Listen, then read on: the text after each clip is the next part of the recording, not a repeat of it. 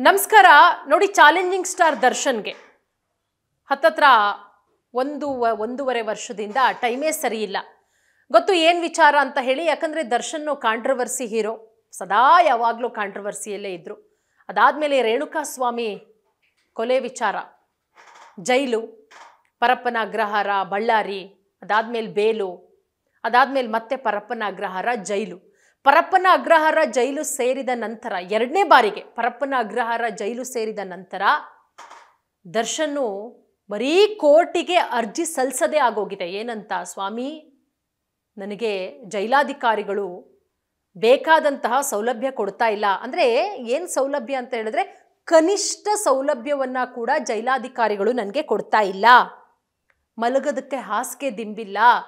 quarantine ಈ corona ಬಂದ ಟೈಮಲ್ಲಿ ನಾವೆಲ್ಲರೂ ಕ್ವಾರಂಟೈನ್ ಮನೆ ಒಳಗಡೆನೇ ಇದ್ವಿ ಹೊರಗಡೆ ಬಂದರೆ ಭಯ ಹಾಗೆ ಕ್ವಾರಂಟೈನ್ ಸೆಲ್ಲಲ್ಲಿ ಇಟ್ಟಿದ್ದಾರಂತೆ ದರ್ಶನ್ ಅವ್ರನ್ನ ಹೊರಗಡೆ ಓಡಾಡೋದಕ್ಕೂ ಕೂಡ ಆಗ್ತಾ ಇಲ್ಲ ಚರ್ಮ ಕಾಯಿಲೆಗಳು ಬರ್ತಾ ಇದೆ ನನಗೆ ಸೂರ್ಯನ ಬೆಳಕು ನೋಡೋದಕ್ಕೆ ಆಗ್ತಾ ಇಲ್ಲ ನಂಗೆ ವಾಕ್ ಮಾಡಬೇಕು ಹೀಗೆ ಕೋರ್ಟಿಗೆ ಅರ್ಜಿ ಸಲ್ಲಿಸ್ತಾನೆ ಬರ್ತಾ ಇದ್ದಾರೆ ಕನಿಷ್ಠ ಸೌಲಭ್ಯಗಳು ಬೇಕು ಅಂತ ಹೇಳಿ ಅದು ಪರಿಶೀಲನೆ ಆಗ್ತಾ ಇದೆ ವಿಚಾರಣೆ ಮುಂದೂಡಿಕೆ ಆಗ್ತಾನೇ ಇದೆ ಈಗ ಹಾಸಿಗೆ ದಿಂಬು ಕೊಡ್ತಾ ಇಲ್ಲ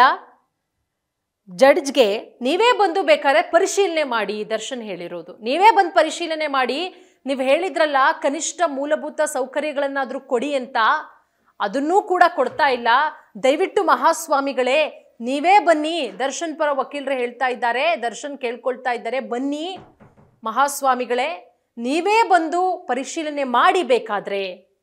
ಕನಿಷ್ಠ ಸೌಲಭ್ಯನಾದರೂ ಬೇಕು ಉಗ್ರಗಾಮಿಗಳಿಗೆಲ್ಲ ಹೋಲಿಸ್ಬಿಟ್ರು ಉಗ್ರಗಾಮಿಗಳಿಗೆ ಮೂಲಭೂತ ಸೌಕರ್ಯಗಳನ್ನು ಕೊಡ್ತಾರೆ ಯಾರ್ಯಾರಿಗೋ ಕೊಡ್ತಾರೆ ಉಮೇಶ್ ರೆಡ್ಡಿನೋ ಯಾರೋ ರೇಪಿಸ್ಟ್ ಅಂಥವ್ರಿಗೆ ಜೈಲಲ್ಲಿ ಮೂಲಭೂತ ಸೌಕರ್ಯಗಳಿದೆ ನಮಗೆ ಕೊಡ್ತಾ ಇಲ್ವಲ್ಲ ದರ್ಶನಿಗೆ ಕೊಡ್ತಾ ಇಲ್ವಲ್ಲ ಏನಿದು ಯಾಕೆ ರೀತಿ ಮಾಡ್ತಿದ್ದಾರೆ ಅಂದರೆ ಇದು ದರ್ಶನ್ ಮಾಡ್ಕೊಂಡಿರೋ ತಪ್ಪು ಇಲ್ಲಿ ನಾವು ಜೈಲಾಧಿಕಾರಿಗಳ ತಪ್ಪು ಅಂತಲೂ ಹೇಳೋದಕ್ಕಾಗಲ್ಲ ಅವರು ಫಾಲೋ ಮಾಡಬೇಕು ಬಟ್